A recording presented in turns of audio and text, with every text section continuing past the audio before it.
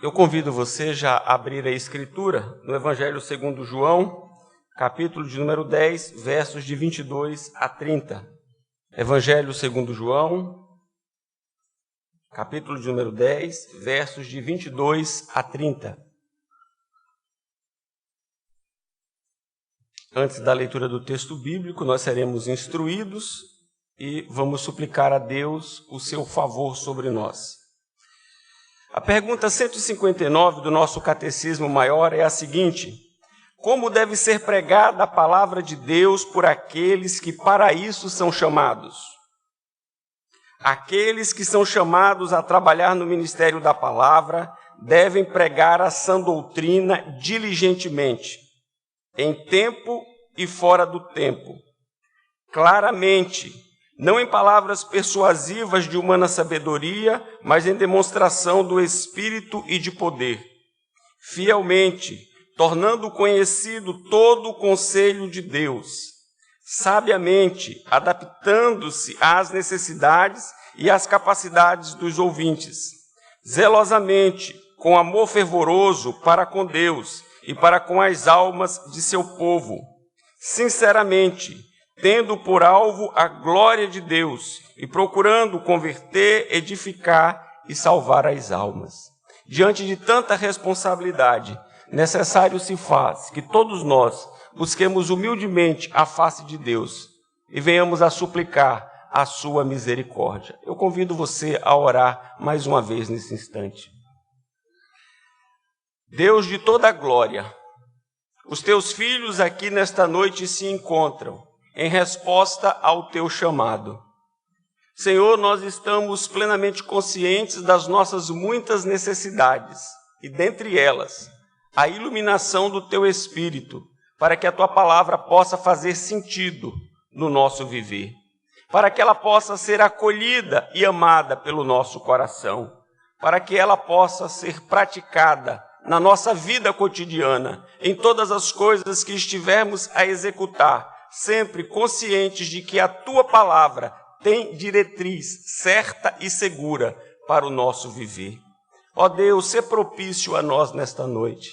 Ó Deus, tenha misericórdia de nós nesta noite. Seja servido, Senhor, em permitir-nos ouvir claramente a tua voz, por meio da leitura e da exposição da tua palavra. Seja, Deus, o agir do teu Espírito manifesto para a glória do teu nome. Em nome de Jesus. Amém. Evangelho segundo João, capítulo de número 10, versos de 22 a 30. Celebrava-se em Jerusalém a festa da dedicação. Era inverno. Jesus passeava no templo, no pórtico de Salomão. Rodearam-no, pois, os judeus e o interpelaram.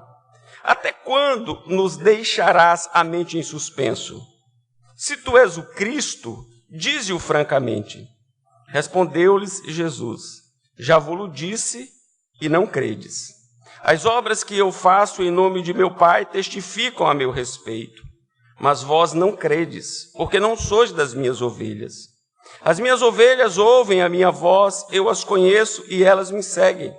Eu lhes dou a vida eterna, jamais perecerão, e ninguém as arrebatará da minha mão.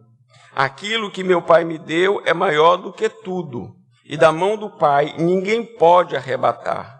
Eu e o Pai somos um. Amém. O sermão desta noite tem como tema as ovelhas do bom pastor. As ovelhas do bom pastor. Certamente que de todos os salmos, o 23 é aquele que é o mais conhecido. E de todos os versículos do Salmo, certamente o verso primeiro é aquele que é mais repetido.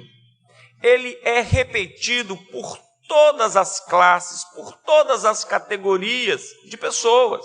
Não só por cristãos, mas pessoas que se dizem não cristãs e pessoas até que professam não possuir qualquer fé ou crença. Com muita facilidade, com muita naturalidade, com muita tranquilidade, recita o verso primeiro do Salmo 23, que afirma: o Senhor é o meu pastor e nada me faltará. Não é incomum também percebermos nos lábios das mesmas pessoas expressões do tipo: Deus te abençoe, graças a Deus. E as pessoas pronunciam com uma tranquilidade, com uma leveza e com uma falta de compromisso impressionante. Elas não atentam para as implicações que há em tais confissões, em tais manifestações. Elas saem reproduzindo as expressões de uma forma aleatória. Elas pedem a bênção de Deus sobre alguém, elas mencionam gratidão a Deus sobre algo, mas elas não conhecem a Deus, elas não conhecem o ser de Deus, elas não conhecem as obras de Deus, elas não conhecem a vontade de Deus. E isso é extremamente perigoso. Tentando exemplificar o que estou aqui a apresentar, em nosso país há uma campanha pelos órgãos governamentais quanto ao uso adequado, correto, próprio, seguro dos antibióticos. Tanto é assim que o antibiótico só deve ser fornecido mediante a prescrição médica. Na receita há a identificação daquele que está adquirindo. E por precaução, a receita ela é retida para que a pessoa não se sinta na liberalidade de, com aquela mesma receita, continuar adquirindo antibiótico e assim usando o antibiótico livremente. E os especialistas alertam que este uso indiscriminado de antibiótico não tem um efeito preventivo como muitos imaginam. Pelo contrário, traz um efeito negativo, pois quando efetivamente acometido por uma bactéria, o uso agora do antibiótico no momento necessário se torna inócuo. E se a minha explicação não tem todo o arcabouço técnico, certamente os irmãos já compreenderam por conta desta campanha massificada a respeito deste cuidado. Nós também deveríamos ter todo o cuidado no que diz respeito a uma profissão de fé, no que diz respeito ao uso de um texto bíblico, no que diz respeito à menção ao nome de Deus. E não é sem motivo que na lei moral, o terceiro mandamento nos adverte a que o nome de Deus não seja tomado em vão, que não seja corriqueiro, banal, simples, se dizer, ó Deus, meu Deus, ai Deus. O perigo está, meus amados irmãos, em que estas frases sejam pronunciadas de forma corriqueira, completamente desassociada da necessidade de um envolvimento daquele que pronuncia com aquele que é invocado, ou com aquele que tem o seu nome invocado, o próprio Deus.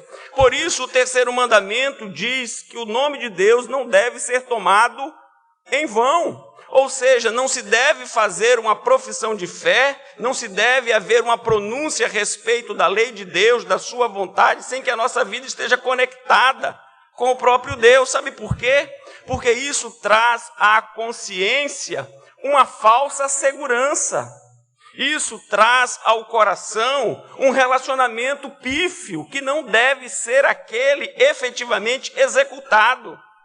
Então, o nome de Deus não deve ser tomado em vão para que uma falsa intimidade não seja criada, para que um falso relacionamento não seja estruturado. E com isso, a pessoa se imaginando completamente próxima de Deus, completamente junto de Deus, completamente relacionando-se com Deus, ou sendo beneficiada pela sua misericórdia, pela sua condescendência ou pela sua complacência, esteja em profundo perigo. Por isso é necessário que haja um correto entendimento. No texto que nós acabamos de ler, há um esclarecimento precioso a respeito do perigo e a respeito da necessidade de se mudar de posição, ou de se mudar de procedimento, ou de se adotar uma nova postura. O Senhor Jesus vai explicar aos judeus, efetivamente, as características das suas ovelhas. Não há que se pensar que todos são ovelhas do bom pastor. Ele deixa claro, por meio das características, quem são as suas ovelhas. E, portanto, aquelas que não eram suas ovelhas deveriam estar atentas ao perigo a que estavam correndo, ou ao risco em que estavam vivenciando ou vivendo, para que pudessem tomar, assim, uma posição. De acordo com o texto lido, qual é a primeira característica de uma ovelha do Senhor Jesus? Versículo 27, parte A, assim diz: as minhas ovelhas ouvem a minha voz. As minhas ovelhas ouvem a minha voz. E aí nós precisamos fazer uma distinção clara entre o que nós chamamos de chamado geral e o que é classificado pela Escritura como um chamado eficaz. O chamado geral é aquele que é apresentado a todas as pessoas. Todas as pessoas devem receber o chamado geral. A todas as pessoas o chamado geral deve ser apresentado. Ninguém deve ser deixado de fora. O Senhor Jesus iniciou o seu ministério, você pode verificar no livro de Mateus, no capítulo 4, versículo de número 17, trazendo um chamado geral. Capítulo 4, versículo 17 de Mateus diz: daí por diante passou Jesus a pregar e a dizer: arrependei-vos, porque está próximo o reino dos céus.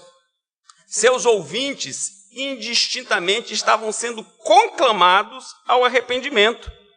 Um chamado geral estava sendo apresentado a toda a audiência. E não foi a única vez que o Senhor Jesus apresentou um chamado geral.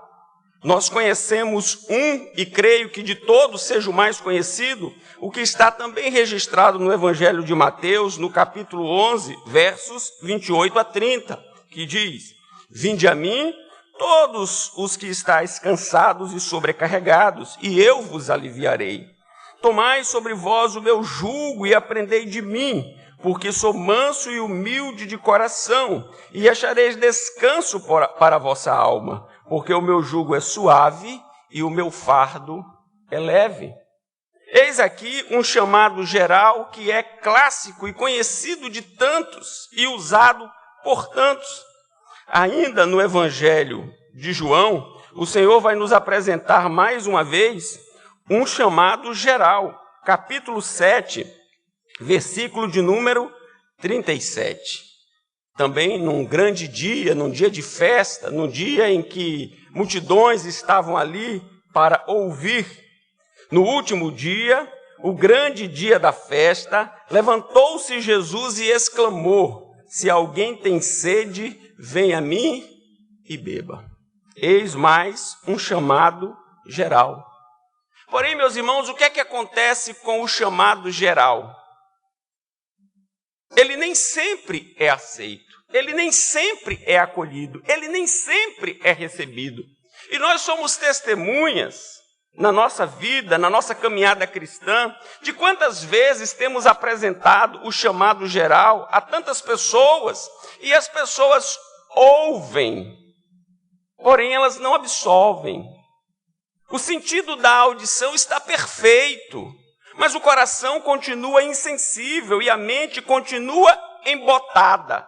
Não é que ela não compreenda o que está sendo apresentado, é que o que está sendo apresentado não faz sentido, porque aquilo é um chamado geral.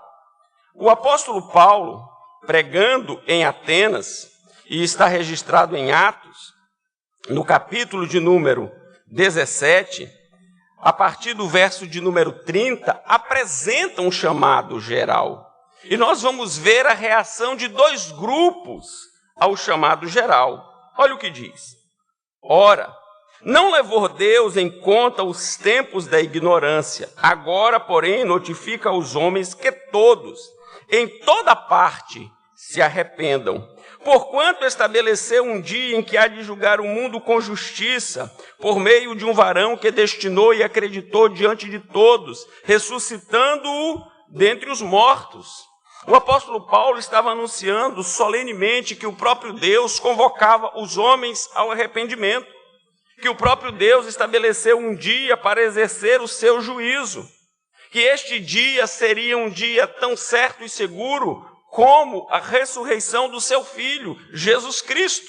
E diante, então, deste chamado, o que dois grupos fizeram? Versículo 32. Quando ouviram falar de ressurreição de mortos, uns escarneceram e outros disseram: a respeito disso te ouviremos noutra ocasião. Então, o chamado geral, ele se propaga. O chamado geral, ele deve ser anunciado. Porém, não se deve contentar com o chamado geral. Porém, não se deve descansar no chamado geral. Porém, não se pode criar uma falsa intimidade com Deus baseado no chamado geral. É necessário que haja a constatação, a evidência do chamado específico. O chamado geral precede o chamado específico, mas o chamado geral não fará nenhum sentido se efetivamente não houver o chamado eficaz, o chamado específico, que é quando a mensagem é captada pela mente e desce ao coração e promove uma real e profunda mudança. O Senhor Jesus disse: as minhas ovelhas ouvem a minha voz. Ou seja, há um chamado eficaz, há uma graça irresistível, há uma atração que faz com que o pecador se renda a Cristo Jesus, o Senhor. E nós temos demonstração de chamado eficaz, de graça irresistível, do entendimento, da compreensão e da transformação de um coração por meio da ação do Espírito que aplica o chamado eficaz. No Evangelho de João, no capítulo 6, versículo 37, nós temos: todo aquele que o Pai me dá, esse virá a mim, e o que vem a mim, de modo nenhum o lançarei fora. Ah, meus amados irmãos, aqueles que são agraciados com este chamado eficaz, eles compreendem, e não só compreendem, eles entendem a transformação que é necessária existir no seu viver por conta deste chamado eficaz. Em Atos dos Apóstolos, no capítulo de número 16, nós temos dois exemplos de como o chamado eficaz transforma o coração de uma pessoa, como o chamado eficaz aproxima uma pessoa de Deus, como o chamado eficaz faz com que ela reconheça a Cristo como seu Senhor e Salvador. Capítulo de número 16, verso de número 14 de Atos dos Apóstolos. Certa mulher chamada Lídia, da cidade de Tiatira, vendedora de púrpura, temente a Deus, nos escutava. Havia aqui um chamado geral.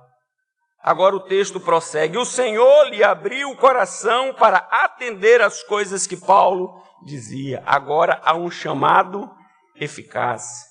E esta mulher então é rendida ou se rende aos pés de nosso Senhor e Salvador Jesus Cristo, e como evidência da sua transformação, ela foi batizada. Quando nós avançamos no texto, nós encontramos agora um carcereiro. Diz o versículo 29 do capítulo 16 de Atos: então o carcereiro, tendo pedido uma luz, entrou precipitadamente e, trêmulo, prostrou-se diante de Paulo e Silas. Depois, trazendo-os para fora, disse: senhores, que devo fazer para que seja salvo? Responderam-lhe: creia no Senhor Jesus e serás salvo, tu e tua casa. O carcereiro certamente estava inteirado de tudo que já havia acontecido no ministério de Paulo ali em Filipos. Certamente o carcereiro estava inteirado a respeito do que Paulo vinha desenvolvendo no cárcere. Não era estranho, não era alheio, mas aquilo ainda não havia feito sentido para o coração do carcereiro. Quando daquele terremoto e quando daquela situação avassaladora, O homem disposto a colocar fim à própria vida recebe da parte do apóstolo a seguinte instrução: não te faças nenhum mal. Ah, meus amados irmãos, o homem que antes estava completamente inteirado de tudo o que havia acontecido na cidade e no ministério de Paulo, cujas informações ainda não haviam feito sentido e nem tocado o seu coração, agora recebe da parte de Deus uma graça especial, um chamado eficaz, uma graça irresistível o envolve. E então este homem diz: quero luz. Então o carcereiro, tendo pedido uma luz, certamente que a luz aqui dizia respeito a uma lamparina, a uma tocha, para que ele pudesse ter acesso àquele local e pudesse constatar o estado dos presos. Mas este pedido também simboliza o que já estava acontecendo na sua alma. Antes este homem não tinha interesse pela luz, antes este homem não tinha interesse pela verdade, antes este homem não tinha interesse por Deus, apesar de todas as informações. Agora este homem, após ouvir esta expressão do apóstolo Paulo, não te faças nenhum mal, pede luz.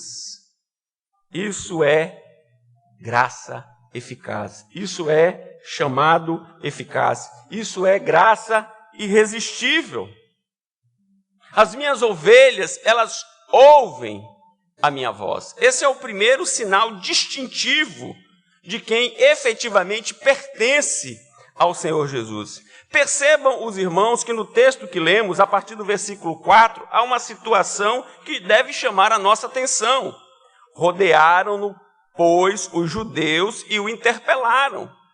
Até quando nos deixará a mente em suspenso? Se tu és o Cristo, dize-o francamente. Pode até parecer uma atitude nobre destes homens, mas não era. Eles não tinham absolutamente nenhum interesse pelo ministério salvador de Jesus Cristo, pela pessoa bendita do Cordeiro de Deus. Eles estavam ali buscando um meio, uma forma de incriminar a Jesus para que eles pudessem condená-lo, para que eles pudessem eliminá-lo, para que eles pudessem tirá-lo do caminho. A sua pergunta não traz um clamor por salvação, demonstra simplesmente uma dureza de coração, uma insensibilidade da mente. Dize-o francamente. Respondeu-lhe Jesus: já vos disse e não credes. Vocês já ouviram, mas vocês não creem. As obras que eu faço em nome de meu Pai testificam a meu respeito. Vocês já viram, mas vocês não creem.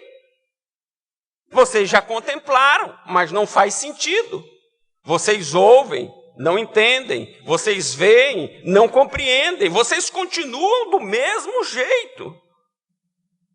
E o Senhor Jesus então sentencia: mas vós não credes, porque não sois das minhas ovelhas. Vocês são ovelhas, mas de outro pastor. Vocês não são minhas ovelhas. Por quê? Porque as minhas ovelhas, elas ouvem. Há uma compreensão a respeito do chamado eficaz. Há uma atração acerca da pessoa bendita de Jesus Cristo. Não há mais o que relutar, só há que render-se, que entregar-se, que efetivamente esperar única e exclusivamente no nosso Redentor. Semana passada, quando da breve exposição do capítulo 8, aqui, falando sobre a ação de libertação que Jesus Cristo oferece, nós percebemos pessoas que gozavam de uma falsa intimidade, de pessoas que tinham uma pretensa comunhão, mas efetivamente continuavam nas trevas, na escuridão, sem nenhuma compreensão acerca de Jesus. Veja que no capítulo de número 8, a partir do verso 31, nós temos o relato Disse, pois, Jesus aos judeus que haviam crido nele: se vós permanecerdes na minha palavra, sois verdadeiramente meus discípulos, e conhecereis a verdade, e a verdade vos libertará. Responderam-lhe: somos descendência de Abraão e jamais fomos escravos de alguém. Como dizes tu, sereis livres? Replicou-lhes Jesus: em verdade vos digo que todo o que comete pecado é escravo do pecado. Versículo 36, se, pois, o Filho vos libertar, verdadeiramente sereis livres. Esses que diziam crer no Senhor Jesus, foi chamado pelo próprio Senhor Jesus de filhos do diabo. Versículo 44, vós sois do diabo. Embora o texto afirmasse que eles haviam crido, o que o texto quer nos ensinar é que eles pensavam que tinham para com Jesus um relacionamento, que eles gozavam de comunhão com o Senhor Jesus, mas na verdade era tudo falso, não era verdadeiro. O coração deles estava em engano, porque eles não ouviam a voz do bom pastor. Vós sois do diabo, que é vosso pai, e quereis satisfazer-lhe os desejos. Ele foi homicida desde o princípio, jamais se firmou na verdade, porque nele não há verdade. Quando ele profere mentira, fala do que lhe é próprio, porque é mentiroso e pai da mentira. E aqui então, versículo de número 47. Quem é de Deus, ouve as palavras de Deus.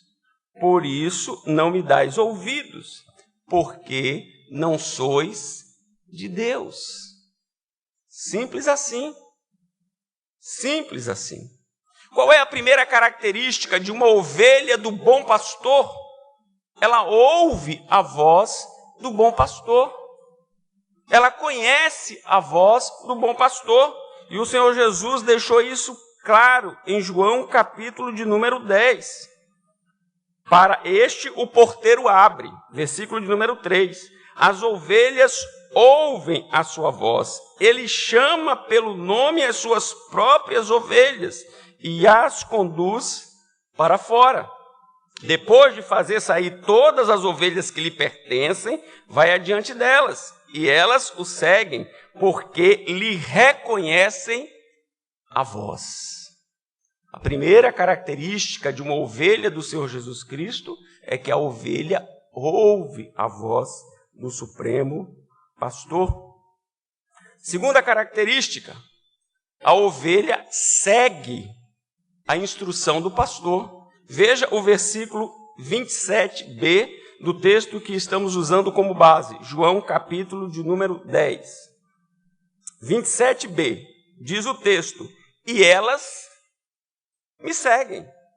27a afirma: as minhas ovelhas ouvem a minha voz, eu as conheço e elas me seguem.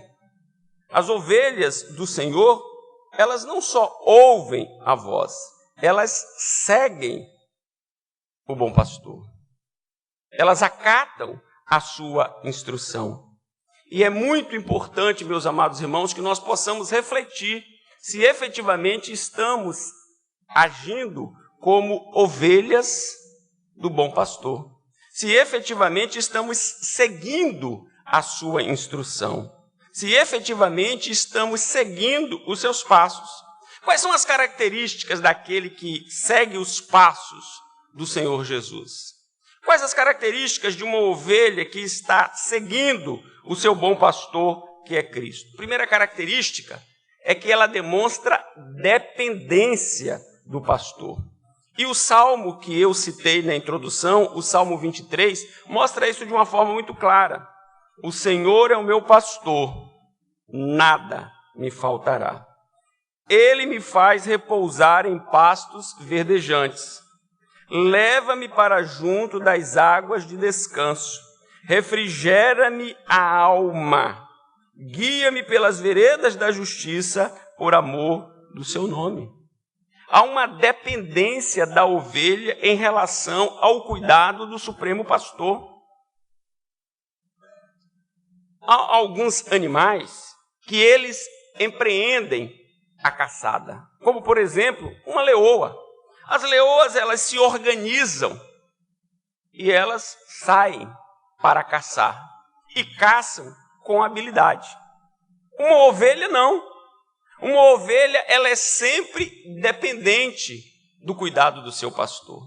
Se o seu pastor não for diligente, se ele não for em seu socorro, se ele não for em sua direção, ela continuará com as suas carências. Portanto, uma característica daquele que segue a Cristo é uma dependência plena do seu Senhor. Não é à toa que ele nos orientou a que nós não deveríamos viver ansiosos por coisa alguma, que nós deveríamos viver desesperados ou tomados pela apreensão por qualquer que fosse a situação.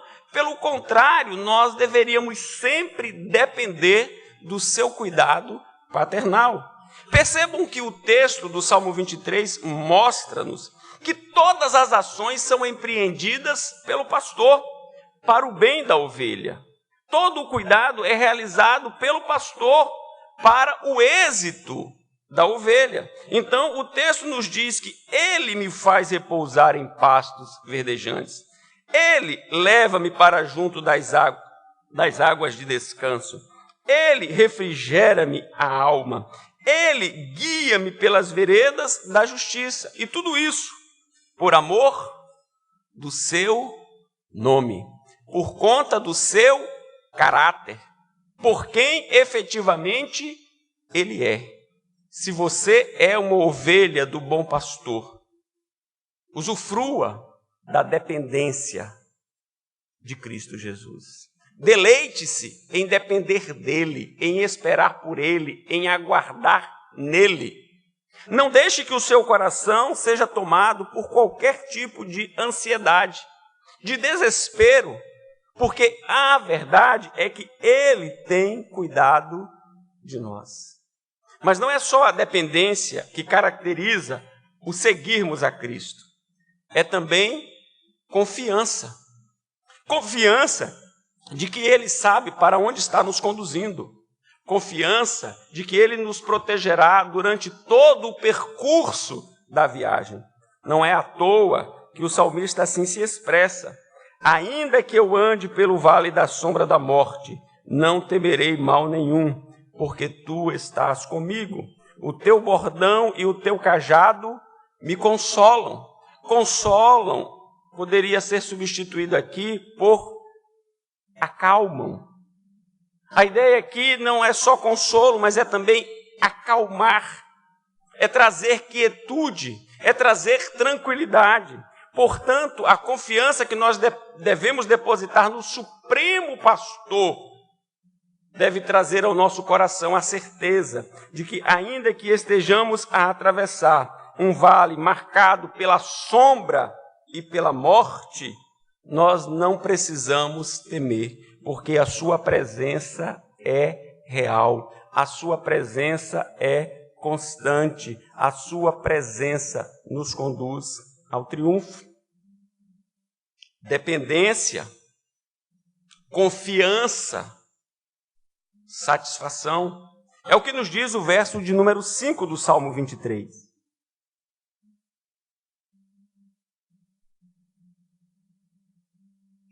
Preparas-me uma mesa na presença dos meus adversários. Unges minha cabeça com óleo. O meu cálice transborda. O hino da ovelha do Senhor Jesus, o hino da ovelha que segue o seu bom pastor, é um hino pautado pela gratidão do seu coração. É um hino marcado por seu contentamento para com os cuidados, diligentes cuidados do bom pastor. É um hino marcado pelo regozijo, é um hino marcado pela alegria, é um hino marcado de júbilo. Portanto, aquele que segue o bom pastor, que tem atentado para as suas instruções, demonstra satisfação com o cuidado que tem recebido da parte de Cristo Jesus, o Senhor. Seja a vossa vida sem avareza. Contentai-vos com as coisas que tendes, porque ele tem dito, de modo algum te deixarei, nunca, jamais te desampararei. Então, a satisfação segue acompanha, envolve a vida da ovelha do Supremo Pastor. As minhas ovelhas ouvem a minha voz e me seguem. E o seguir compreende total dependência, plena confiança e completa satisfação. Mas há uma terceira e última marca que caracteriza, que evidencia a ovelha do Supremo Pastor. Não só a capacidade de ouvir eficazmente a voz de Cristo, não só o fato de segui-lo, de acompanhá-lo, mas também desfruta de sua plena e total proteção. Olha o que o texto nos diz, versículos 28 e 29. Eu lhes dou a vida eterna, jamais perecerão, e ninguém as arrebatará da minha mão. Aquilo que meu Pai me deu é maior do que tudo, e da mão do Pai ninguém pode arrebatar. Sim, as ovelhas do Supremo Pastor, elas desfrutam da sua proteção. O texto vai nos falar que existe o ladrão. O texto vai nos falar que existe o salteador. O texto vai nos falar que existe o lobo. O texto vai nos dizer acerca do mercenário. Todos eles causam prejuízo. Todos eles causam malefícios. Todos eles são nocivos à ovelha. Porém, o Supremo Pastor Jesus Cristo, ele é sempre e continuamente benéfico, porque ele concede a sua proteção. No texto haverá um contraponto entre o comportamento do mercenário e o comportamento do bom pastor. Portanto, se você é ovelha do bom pastor, você usufrui da proteção que ele diuturnamente lhe dispensa. O texto nos diz a respeito do mercenário. O mercenário que não é pastor, a quem não pertencem as ovelhas, vir o lobo, abandona as ovelhas e foge. Então o lobo as arrebata e dispersa. O mercenário foge porque é mercenário e não tem cuidado das ovelhas. Eu sou o bom pastor, conheço as minhas ovelhas e elas conhecem a mim. E o Senhor Jesus, então, dá às suas ovelhas toda a garantia. Aqui, agora e para toda eternidade. É um seguro que não tem aquela cláusula de vigência. É um seguro contínuo. É um seguro para todo sempre. É um seguro que está garantido por aquele que na cruz do Calvário entregou a sua vida para a nossa redenção. É um seguro que nos garante efetivamente que nós com ele estaremos por toda a eternidade. Falando a respeito da perseverança de Deus em guardar os seus filhos por meio de Jesus Cristo, o bom pastor, o apóstolo Paulo discorre sobre esta garantia em Romanos, no capítulo 8, versos 31 a 39. Vejamos qual é a proteção que envolve a ovelha de Cristo, as ovelhas de Cristo. Que diremos, pois, à vista destas coisas? Se Deus é por nós, quem será contra nós? Temos aqui uma pergunta retórica. Quem será contra nós? Aquele que não poupou o seu próprio filho, antes por todos nós o entregou, porventura não nos dará graciosamente com ele todas as coisas? Quem tentará acusação contra os eleitos de Deus? É Deus quem os justifica. Quem os condenará? É Cristo Jesus quem morreu, ou antes quem ressuscitou, o qual está à direita de Deus e também intercede por nós. Quem nos separará do amor de Cristo? Será tribulação, ou angústia, ou perseguição, ou fome, ou nudez, ou perigo, ou espada? Como está escrito, por amor de ti somos entregues à morte o dia todo. Fomos considerados como ovelhas para o matadouro. Mas em todas estas coisas, porém, somos mais que vencedores por meio daquele que nos amou. Porque eu estou bem certo de que nem a morte, nem a vida, nem os anjos, nem os principados, nem as coisas do presente, nem do porvir, nem os poderes, nem a altura, nem a profundidade, nem qualquer outra criatura poderá separar-nos do amor de Deus que está em Cristo Jesus, nosso Senhor. As minhas ovelhas ouvem a minha voz e eu as conheço e elas me seguem. Eu lhes dou a vida eterna, jamais perecerão e ninguém as arrebatará da minha mão. Preste bem atenção que o Senhor Jesus não afirmou que ninguém tentaria. Porque nós sabemos que o inimigo das nossas almas, ele tenta, ardilosamente ele tenta afastar-nos do nosso bom pastor. Ele empreende esforços, ele cria suas estratégias, ele prepara as suas armadilhas, ele é sempre implacável, objetivando nos atingir, objetivando nos desviar do caminho. Porém, a garantia que nós temos é que ele não terá êxito. A palavra que arrebatará traz a ideia de alguém que vem com ímpeto, com força para arrancar. Há uma tentativa, há um empreendimento, há uma ação. Ele é ousado, ele é sagaz, mas o texto diz que ele não terá vitória. Ninguém as arrebatará da minha mão. Não significa que as ovelhas do Senhor, elas não venham passar por momentos difíceis, por momentos de lutas, por momentos de angústias, por momentos de aflição. Não significa que elas não enfrentarão as tempestades da vida. Não significa que elas não enfrentarão as densas nuvens. Não significa que elas estarão sempre tranquilas. Não significa.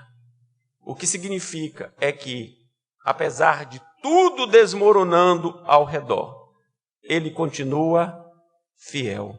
É o que está lá no Salmo de número 46. Deus é o nosso refúgio e fortaleza, socorro bem presente nas tribulações. Portanto, não temeremos. Portanto, não temeremos. Portanto, não temeremos. As ovelhas do bom pastor ouvem a sua voz, seguem a sua instrução e desfrutam da sua proteção. Porém, todos os elementos são guardados única e exclusivamente para suas ovelhas, para aquelas que desfrutam de real comunhão com o Senhor, não para aquelas que pensam que desfrutam de comunhão com o Senhor. Finalizo, meus amados irmãos, lembrando as palavras de Davi, no Salmo de número 23, na parte final do texto. Ele diz: bondade e misericórdia certamente me seguirão todos os dias da minha vida, e habitarei na casa do Senhor para todos sempre. Amém. Só pode entoar este canto de vitória quem efetivamente pertence ao bom pastor que é Cristo. E pertencer ao bom pastor que é Cristo é efetivamente encontrar-se no melhor lugar do mundo. Pois disse o Senhor Jesus, conforme registrado em João, capítulo de número 17, versículo 3. E a vida eterna é esta, que te conheçam a ti, o único Deus verdadeiro, e a Jesus Cristo, a quem enviaste. O melhor lugar do mundo é a presença do nosso Redentor.